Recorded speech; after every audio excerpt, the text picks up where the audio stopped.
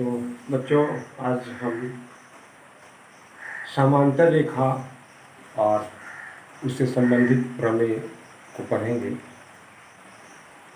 इस क्रम में हम लोगों को कुछ एक्स्ट्रा बात समझना पड़ेगा, जो इस प्रकार हम आपको बता रहे हैं।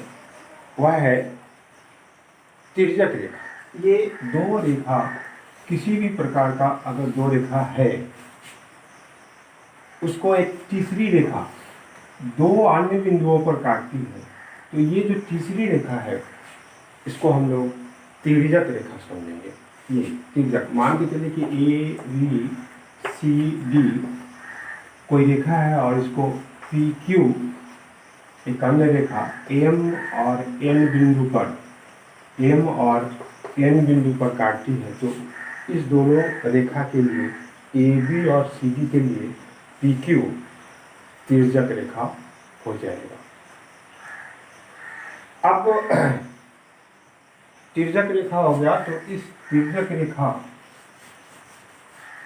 जब दो रेखा को काटेगा, तो इसमें अब कुछ और बातें हैं जो आपको समझना पड़ेगा। उसका अगर हम नंबर दे दें 1 2 3 4 5 6 7 और 8, तो इसमें इस प्रकार रेखा के चारों तरफ जो कोण बन रहे हैं, उस कोण का भी कुछ संबंध है, उसका कुछ नाम है, जो इस प्रकार से हम आपको बताते हैं और ध्यान देंगे।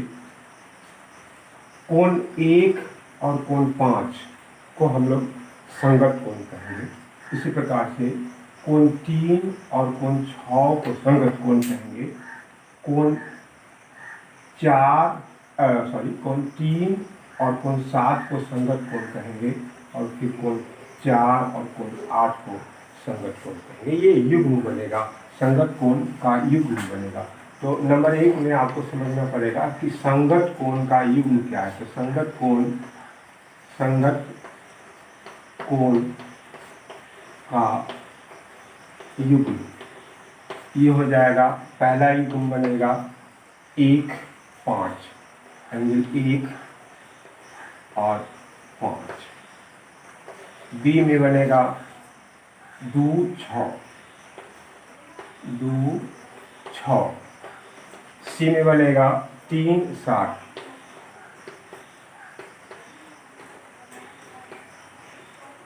और एक और बन जाएगा डी में 4 और 8।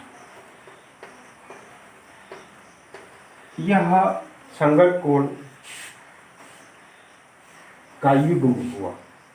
उसी प्रकार से अब 3 और 5 और 4 और 6, इसका नाम हो जाएगा एकांतर अंतःकोण।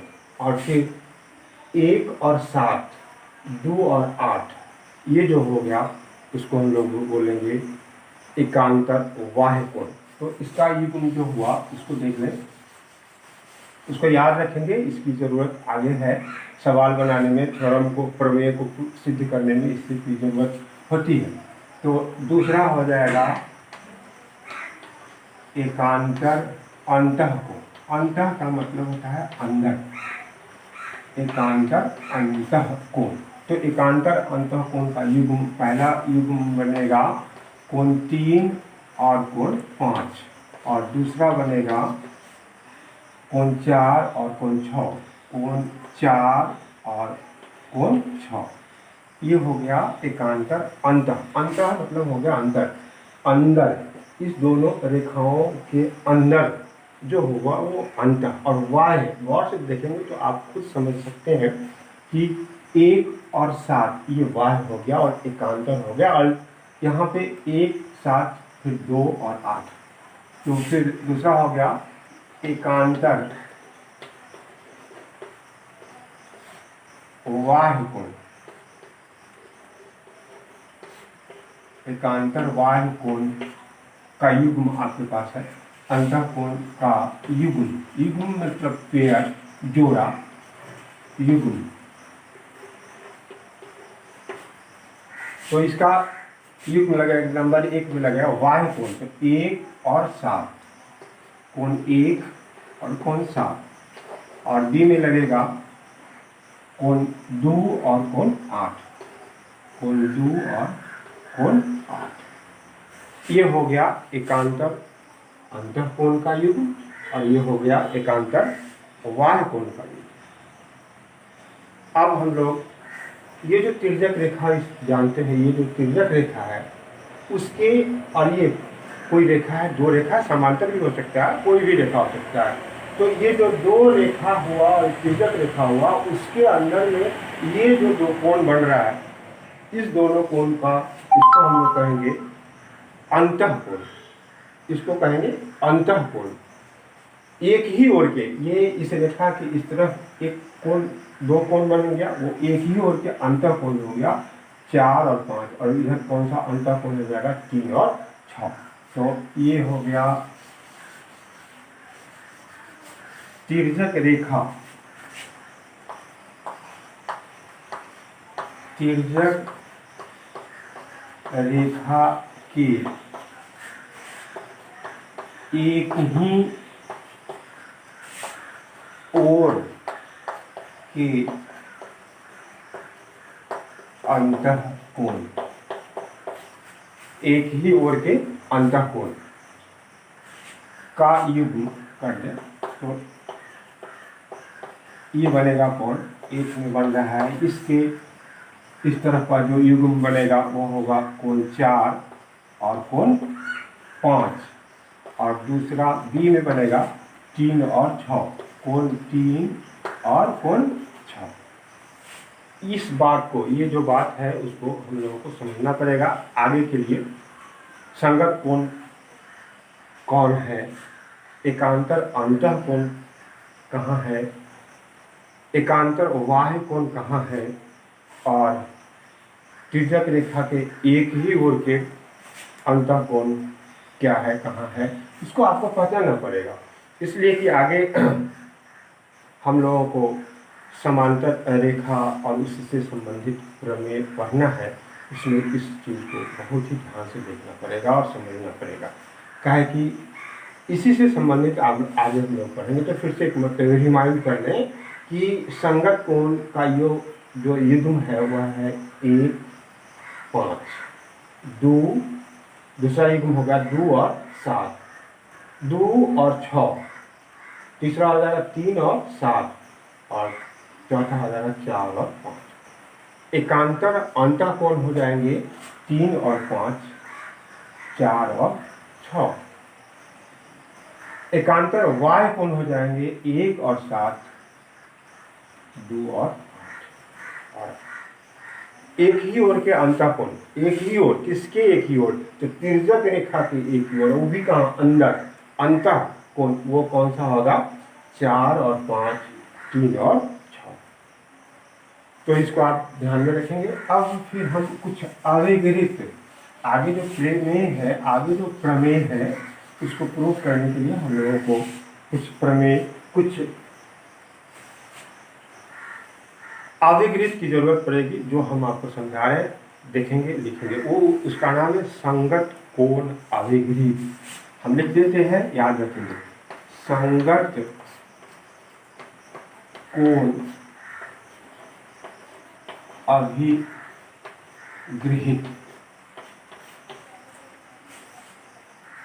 यह कहता है कि यदि, ध्यान देंगे, यदि कोई तिर्यक रेखा, यदि कोई तिर्यक रेखा दो समांतर रेखाओं को काटती है, यदि कोई तिर्यक रेखा दो समांतर रेखाओं को काटती है तो ये जो संगत कोण समान होते हैं। ये कहा क्या रहा है यहाँ पे, दो समांतर रेखा, ये मान के चलो कि यह दो समांतर ए बी और सी डी, दो समांतर रेखा है और इसको एक तिर्यक रेखा काट रही है। इसका कुछ नाम दे देंगे पी क्यू, और इस ए एम बिंदु पे इसको काट रही है, ये बिंदु हो गया, इसको एन बिंदु पे काट रही है। तो यहाँ पे ये एंगल मान लें 1 2 3 4 5 6 7 और 8। तो इसके अनुसार कहता है ये तिर्यक रेखा पी क्यू ए बी और सी डी दोनों समांतर है। यहाँ पे ए बी समांतर सी डी और पी क्यू तिर्यक है। तो ये आवेगित क्या कहता है संगत कोण समान होंगे, संगत कोण समान होंगे मतलब कोण 1 बराबर कोण 5, दूसरा कोण 2 बराबर कोण 6, तीसरा हो जाएगा कोण 3 बराबर कोण 7, चौथा हो जाएगा कोण 4 बराबर कोण 8। ये हो गया संगत। ये इसकी जरूरत पड़ेगी, ये मानी हुई बात है। कहीं भी अगर आप देख लेंगे कि यहाँ पे लिखा हुआ है, ये इस दोनों लाइन के बारे में ए बी और सी डी के बारे में पैरेलल कर रहा है, यहाँ पे आपको 30 डिग्री लिखा हुआ है और आपसे पूछा जाएगा कि एंगल पी एम बी कितना होगा, कोण पी एम बी कितना होगा। तो ये देखेंगे क्योंकि ए बी समांतर सी डी और पी क्यू समांतर रेखा है, पी क्यू तिर्यक रेखा है, यहाँ पे 30 है तो यह भी 30 होगा, इसलिए इस संगत कोण समान है। तो यही है इसका, हम लोग ये मानी हुई बात है, इसको सिद्ध करने की जरूरत नहीं है। ये आवेगित होगा और इसी का एक विलोम होता है, वह होगा संगत कोण आवेगित का विलोम। इसी का उल्टा संगत कोण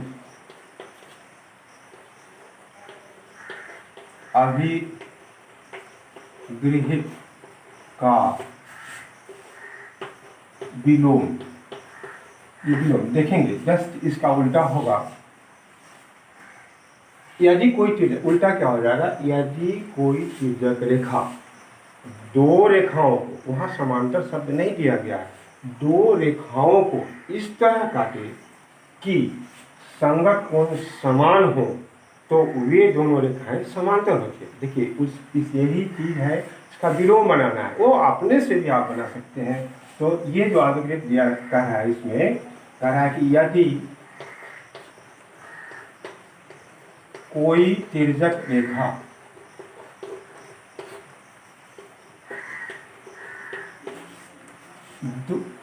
दो किसी दो रेखाओं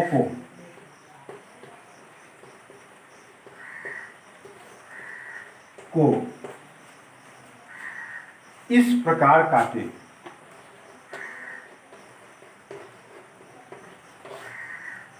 प्रतिच्छेद कर काटे कि इस प्रकार काटे कि संगत कोण का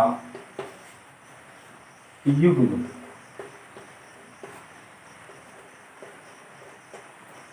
समान हो तो वे दोनों रेखाएं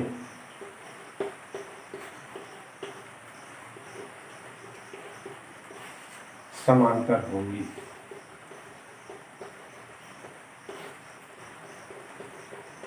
या इसका विलोम हो गया। फॉर एग्जाम्पल आप देख लें, ये आपके पास कोई दो रेखा है, ये ए बी सी डी, ये आ गया, इसको एक्स मान ले, ये वाई मान ले, ये पी बिंदु पे और ये क्यू बिंदु पे इसको काट रहा है। तो वैसी स्थिति में अगर इस जगह लिखा हुआ है, देखें उसी एग्जाम्पल को, 30 यहाँ भी दिया हुआ है, 30 डिग्री यहाँ भी दिया हुआ है, 30 डिग्री। अब आपसे पूछा गया कि क्या इस चित्र को देखकर कि क्या ए बी समांतर सी डी है। तो वैसी स्थिति में आपको इस कोण को देखेंगे, यहाँ पे क्या ए बी और ये बी दोनों का दोनों समान दिया हुआ है, तो इसका मतलब क्या हो गया, ये संगत कोण है। संगत कोण जब भी समान होगा तो ये दोनों रेखाएं समांतर होगी। यहाँ लिखेंगे चूंकि एंगल एक्स पी बी बराबर कोण पी क्यू डी बराबर कितना कह रहा है, 30 डिग्री। ध्यान से देखें, ये 30 डिग्री, इसलिए ये संगत कोण है। यहाँ लिखेंगे ये संगत कोण है। इस नियम से ये क्या हो जाएगा, ए बी समांतर सी डी। यह हो गया संगत कोण अविभजित का विलोम। दोनों को आपको दिमाग में रखना पड़ेगा। अब हम लोग इसी दोनों की सहायता से प्रमेय को सिद्ध करेंगे। वो प्रमेय होगा, यदि को यहाँ पे लिखते हैं प्रमेय, सिद्ध करें कि, ये सिद्ध प्रूफ करने के लिए आपको कह रहा है कि यदि एक तिर्यक रेखा, यदि एक तिर्यक रेखा दो समांतर रेखाओं को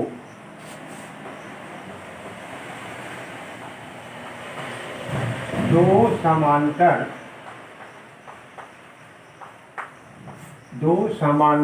रेखाओं को, यहाँ देखेंगे, दो समांतर रेखाओं को काटती है तो एकांतर अंतःकोण समान होते हैं। एकांतर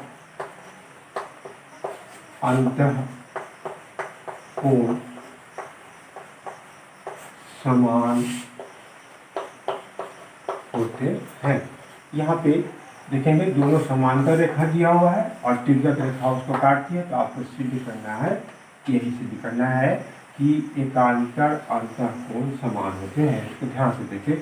तो इसके लिए हम लोग इस प्रकार से खींचेंगे दो समांतर, ये दोनों समांतर रेखा है।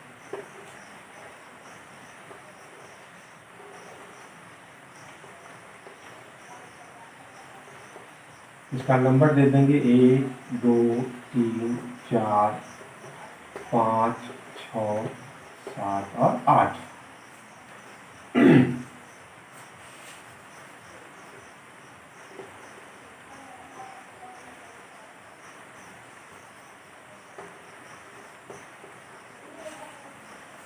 अब दिया हुआ क्या होगा, इसमें क्या चीज दिया हुआ कि ये समांतर रेखा है।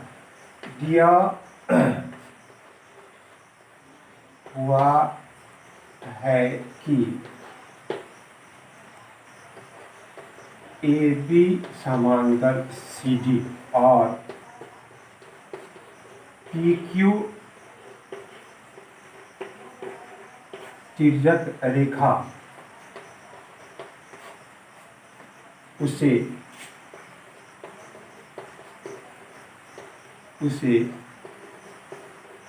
क्रमशः एम और एन बिंदुओं पर काटती है। सिद्ध करना है एकांतर अंतःकोण समान होते, लिखा हुआ है।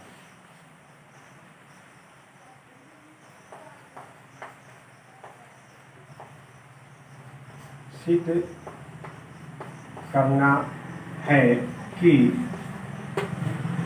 नंबर 1 कोण 3 बराबर कोण 5 और नंबर 2 कोण 4 बराबर कोण 6। कोण 3 बराबर कोण 5, कोण 4 बराबर कोण 6। अब इसको प्रमाणित कैसे करेंगे, सो इसी को प्रमाणित करना है। तो देखें इसको कैसे प्रमाणित करेंगे। तो फिर से इसको सुन लें, क्या चीज़ दिया हुआ है कि ये दोनों रेखाएं समांतर, दिया हुआ है कि ए बी और सी डी दो समांतर रेखाएं हैं जिसको पी क्यू तिर्यक रेखा क्रमशः एम और एन बिंदु पे काटती है। सिद्ध करना है, वहां सिद्ध करने में क्या कर रहा है कि एकांतर अंतःकोण समान होते हैं। एकांतर अंतःकोण तो पहला में आ जाएगा कोण 3 बराबर कोण 5, कोण 4 बराबर कोण 6। इस बात को आपको प्रूव करके बताना है। तो इसके लिए आप देखें, प्रमाणित करेंगे। अब ध्यान दें कि ए बी और पी क्यू रेखा एक दूसरे को कहाँ पर काट रही है, एम बिंदु पर। तो क्या हो जाएगा, कोण 1 कोण 3 के बराबर हो जाएगा शीर्षाभिमुख कोण से। तो लिखेंगे चूंकि ए बी और पी क्यू रेखा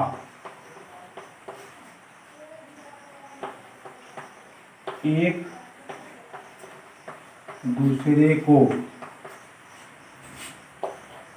एम बिंदु पर, ये एम बिंदु ए बी और पी क्यू इस बिंदु एम बिंदु पर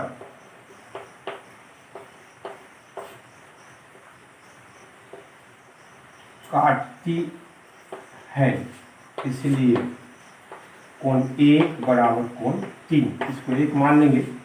क्यों? तो शीर्षाभिमुख कोण है। ये कौन सा कोण है? तो शीर्षाभिमुख कोण है। यहाँ लिख देंगे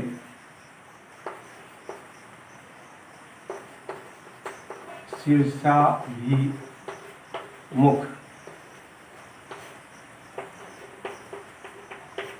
कोण है, शीर्षाभिमुख कोण। अब फिर आगे चलेंगे। तो चूंकि ए बी समांतर सी डी, ये कहाँ है? तो दिया हुआ है, और पी क्यू तिर्यक है।